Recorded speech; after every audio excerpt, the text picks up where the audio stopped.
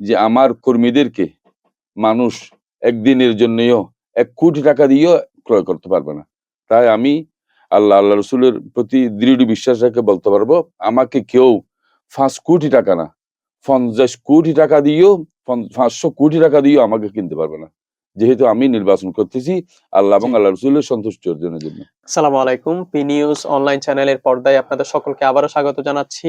আপনাদের সাথে পূর্বেও ছিলাম, আজও আছি। আমি মোহাম্মদ আদনান তাসিন আলমদার এবং আজ আমাদের সাথে আসন্ন ত্রয়োদশ সংসদ নির্বাচনে প্রতিদ্বন্দ্বিতাকারী চট্টগ্রাম ১৪ এর চন্দনাইশ সাতকানিয়া আংশিক আসনে বাংলাদেশ ইসলামী ফ্রন্ট মনোনীত মোমবাতি প্রতীকের একজন প্রার্থী জননেতা মাওলানা সুলেমান ফারুকী, তিনি আমাদের সাথে আছেন। আজ তিনি তার নির্বাচনী প্রচারণা সংক্রান্ত সমস্ত কিছু আমাদের সাথে শেয়ার করবেন। সকলকে স্বাগত জানাচ্ছি। একই সাথে স্বাগত জানাচ্ছি আমাদের আজকের সম্মানিত আলোচককে, মাওলানা সুলেমান ফারুকী। আসসালামু আলাইকুম। আসসালামু আলাইকুম। ওয়ালাইকুম আসসালাম ওয়া রাহমাতুল্লাহি ওয়া বারাকাতুহু।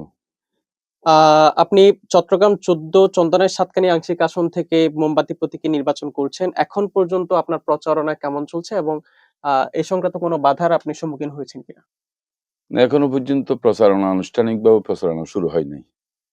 কিন্তু তারপরেও আমরা বিভিন্ন দরবারে গিয়ে, বিভিন্ন মাজারে গিয়ে, বিভিন্ন মসজিদে গিয়ে আমরা জনসাধারণের সাথে এমনি সৌজন্য সাক্ষাৎ করতেছি। প্রচারণা এখনো পর্যন্ত আরম্ভ হয় নাই। আজকে আমাদের এ প্রতীক বরাদ্দ হয়েছে। কালকে থেকে আনুষ্ঠানিকভাবে সরকারিভাবে প্রচারণা শুরু হবে।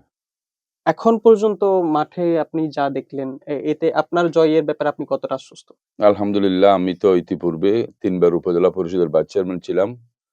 চন্দনেশের আপামর জনসাধারণ আমাকে নির্বাচন করার জন্য আমাকে উদ্বুদ্ধ করেছে।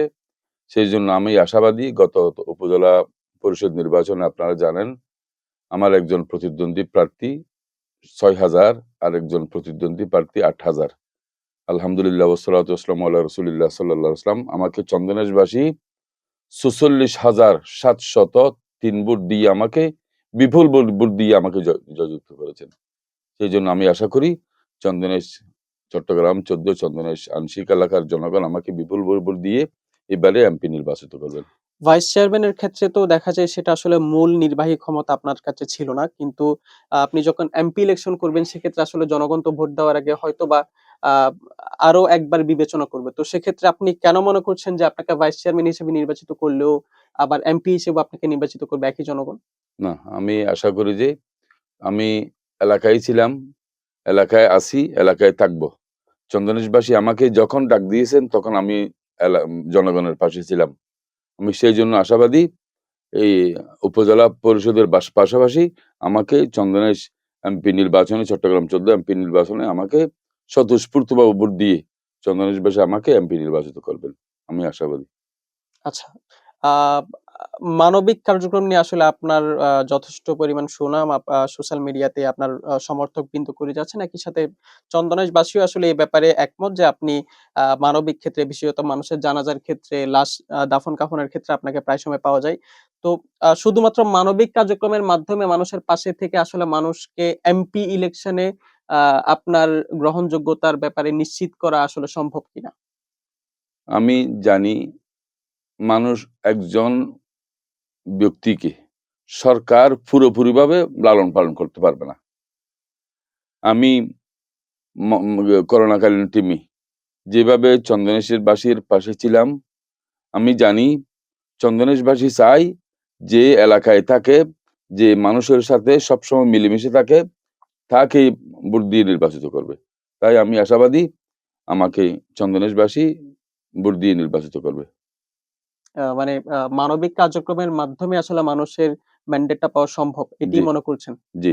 দৃশ্যমান অবদান কিন্তু চন্দনা এসে আছে। সেক্ষেত্রে আপনার অবদানটা শুধুমাত্র আত্মিক।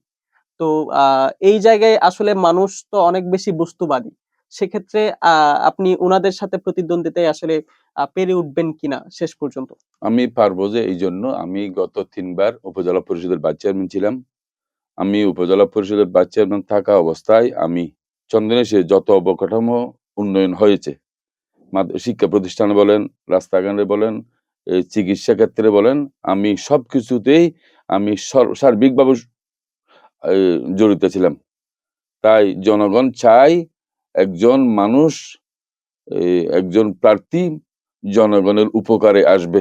তাই আমি এই করোনাকালীন টিম নিয়ে আমি যতটুকু চেষ্টা করেছি, আমি আমার পুরুষ টিমের মাধ্যমে, আমার মহিলা টিমের মাধ্যমে চন্দনের সহ আপামর জনগণের সাথে আমি ছিলাম। জনগণ এটা চায়। আস এইজন্য আমি আশাবাদী। সেক্ষেত্রে আসলে আপনি অবকাঠামোগত উন্নয়নের সাথে আপনি জড়িত ছিলেন। জি, কিন্তু আপনার উপরে একজন চেয়ারম্যান ছিল। জি, আবার দেখা যাচ্ছে কর্নেল অলি যখন এমপি ছিলেন, আপনি জি। যেভাবে ৩ বার উপজেলা ভাইস চেয়ারম্যান ছিলেন, কর্নেল অলিও বারবার চন্দনাইশ শাসন থেকে এমপি নির্বাচিত হয়েছে। তো তখন তিনি যখন সেই জায়গায় এমপি ইলেকশন করেছেন, তো চন্দনাইশের কলেজ, স্কুল, রাস্তাঘাট প্রত্যেকটা জায়গায় কিন্তু উনার অবদান আছে। তো সেক্ষেত্রে উনার সন্তানকেই কি মানুষ বেশি ভোট দিবে না? যদি উনি বলে যে, "আমি এটা করেছি, আমার সন্তানকে কেন আপনারা ভোট দিবেন না?" না ইমোশনাল ওইটা ব্ল্যাকমেইল তো এর ব্যাপার করছে থাকবে যে কিনা? কর্নেল অলি আহমদ। জি, এখন নির্বাচন করতেছে অলি আহমদের ছেলে। ছেলে নির্বাচন করতেছে। আমি আমার গ্রহণযোগ্যতা আমার ছেলের উপর পড়বে না। আমার ছেলের গ্রহণযোগ্যতা আমার উপর পড়বে না। আচ্ছা। আ ইতোমধ্যেই তো বললাম যে আসলে বিএনপিরও ৩ জন ২ জন ডামি সহ ৩ জন এলডিপিও অত্যন্ত শক্তিশালী। কিন্তু বিগত ইলেকশন গুলাতে আসলে মোমবাতি প্রতীকে আপনাদের যারা ইলেকশন করেছে তাদের কিন্তু জামানত বাজেয়াপ্ত সহ কিন্তু রেকর্ড কিন্তু খুব একটা সুখকর না আরকি জাতীয় ইলেকশনে। সেক্ষেত্রে আ আপনার ক্ষেত্রে ভিন্ন কেন হবে? ভিন্ন হবে এইজন্য বিগত সময়ে নির্বাচন হয় নাই। আচ্ছা, একদিক দিয়ে বলতে গেলে নির্বাচন হয় নাই। রাতের অন্ধকারে নির্বাচন হয়ে গেছে। আমি ঐদিন একটা ভিডিও ফুটেজে বলছিলাম, এ যারা মারা গেছে তারাও এসে ভোট দিয়ে গেছে। আচ্ছা। তাই এই নির্বাচন এমন নির্বাচন হবে বর্তমান সরকার চাচ্ছে যে বাংলাদেশের নির্বাচনের দিকে বিশ্ব চেয়ে আছে। তাই বাংলাদেশ সরকার বলেছেন যে এই নির্বাচন অবাধ ও সুষ্ঠু নির্বাচন হবে। তাই আপনি কি আমি আশাবাদী আশাবাদী এখন? যে এই নির্বাচনে আমি মোমবাতি প্রতীকে বিপুল ভোট দিয়ে আমাকে এমপি নির্বাচিত শেষ করবেন। পর্যন্ত যে সুষ্ঠু নির্বাচন হবে তার গ্যারান্টি কি? না এই আগের সরকাররাও কিন্তু বলেছে যে এইবারের ইলেকশন আসলে সর্বোচ্চ আ ইয়া হবে সুন্দর এবং আ কোন ধরনের বাধা বিপত্তি ছাড়াই হবে।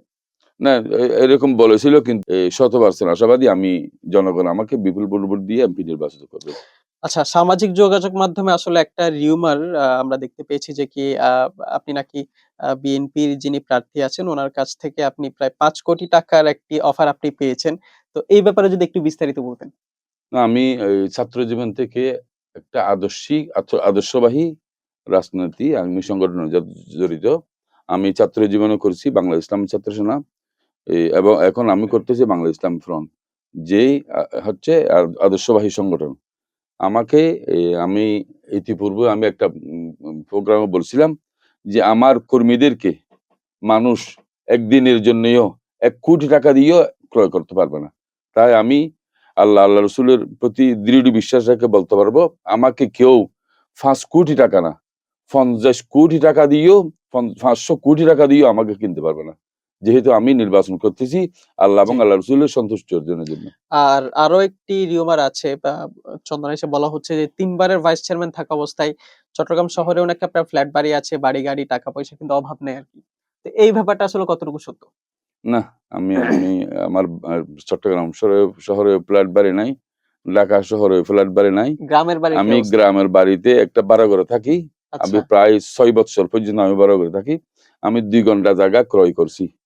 ওই ২ ঘন্টা জায়গাতেই একটা বাড়ি করার জন্য আমি এখনো পর্যন্ত এ ঠিকভাবে এ টাকা জোগাড় করতে পারি নাই। আচ্ছা, তাই আমি একটা ভাড়া ঘরে আছি। আলহামদুলিল্লাহ আমি ভালো আছি।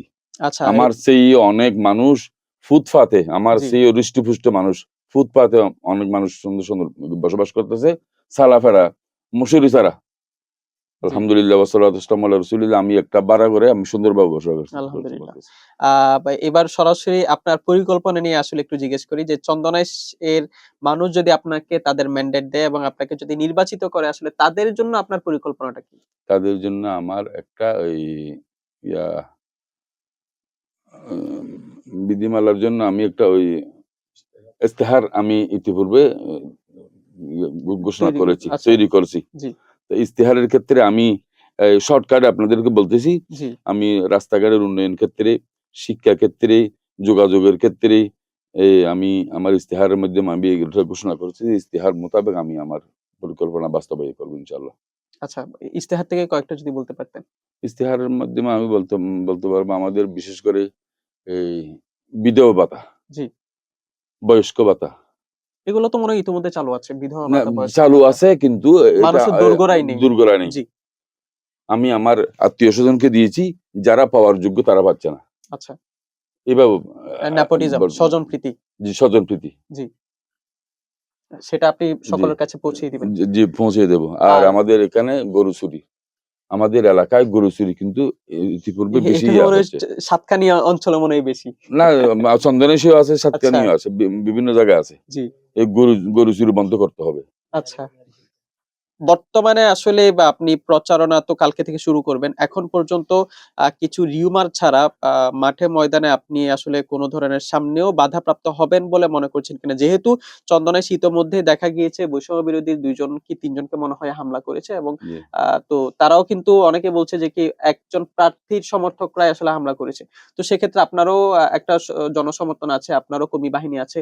তো কোন ধরনের হুমকির আপনি সম্ভাবনা আশঙ্কা করছেন কিনা? আশঙ্কা এখনো পর্যন্ত আমি করতেছি না, কিন্তু আশঙ্কা মাঝে, মাঝে আমাদের কর্মীরা ইতিপূর্বে একটা দল জি, জোটের সাথে ছিল।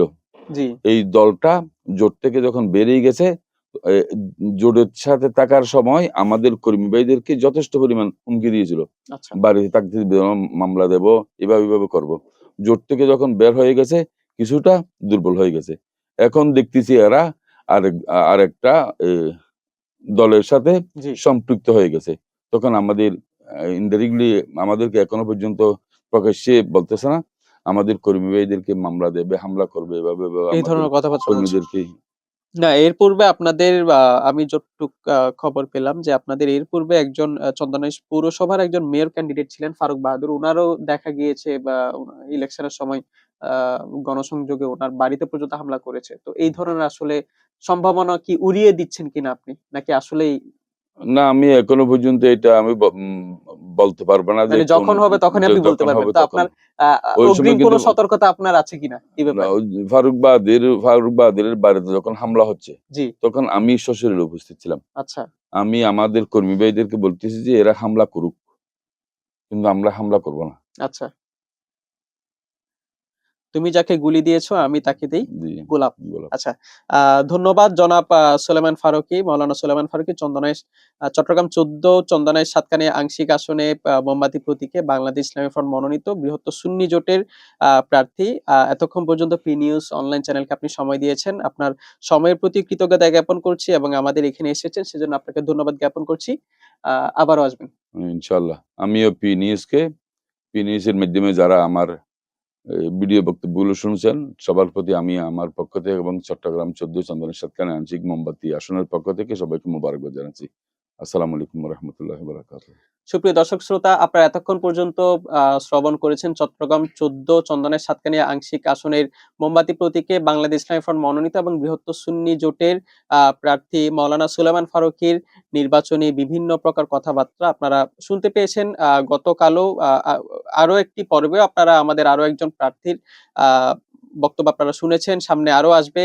আমাদের সাথে আপনারা যেভাবে ছিলেন, এখনো আছেন, ভবিষ্যতেও থাকবেন। আমাদের সমস্ত প্রার্থীদের আ দলমত নির্বিশেষে যে দলেরই হোক আপনারা প্রার্থীরা আসবেন, তাদের কথাবার্তা শুনবেন, নির্বাচন সম্পর্কে আপনারা ধ্যান ধারণা রাখবেন। আ একই সাথে পি নিউজকে আপনার ভালোবাসার চাদরে আগলে রাখবেন সেই আশাবাদ ব্যক্ত করে আজকের মতো এখানে বিদায় নিচ্ছি। আসসালামু আলাইকুম ওয়া রাহমাতুল্লাহ। আসসালামু আলাইকুম।